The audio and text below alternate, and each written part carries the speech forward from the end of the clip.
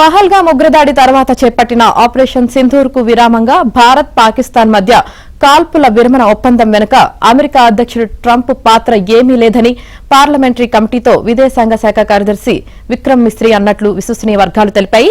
ఈ అంశంపై కాంగ్రెస్ ఎంపీ శశి థరూర్ అధ్యక్షతన పార్లమెంటరీ కమిటీ నిన్న భేటీ అయింది. ఈ సమావేశంలో ఎంపీలు అభిషేక్ బెనర్జీ, రాజీవ్ శుక్లా, దీపేందర్ హుడా, అసదుద్దీన్ ఓవైసీ, అపరాజిత సారంగి, అరుణ్ గోవిల్ పాల్గొన్నారు.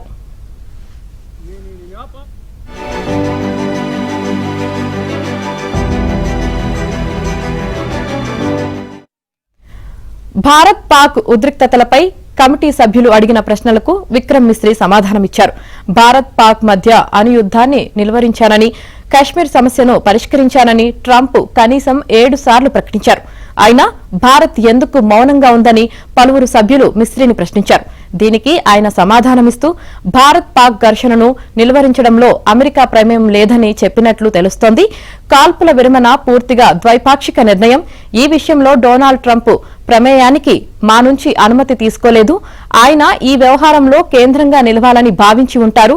ఈ నెల 10వ తేదీ మధ్యాహ్నం పాకిస్తాన్ డీజీఎంఓ నుంచి ప్రతిపాదన రాగా మన డీజీఎంఓ కేంద్రానికి తెలిపారు.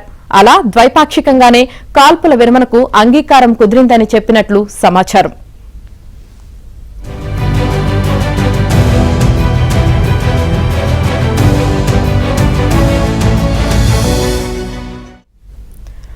పాకిస్తాన్ అణుయుద్దం బెదిరింపులతోనే కాల్పుల విరమణ జరిగిందా అని సభ్యులు అడిగిన ప్రశ్నకు పాకిస్తాన్ నుంచి అణు సంకేతాలేమీ రాలేదని మిస్రీ స్పష్టం చేశారు.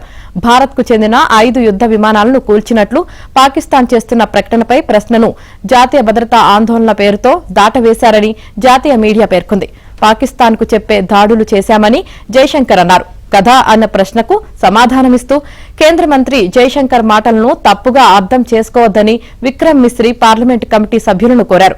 పాక్ పీఓకేలోని 9 ఉగ్రవాద స్థావరాలపై మాత్రమే దాడులు చేసినట్లు పాకిస్తాన్కు చెప్పామని మంత్రి అన్నట్లు గుర్తు చేశారు.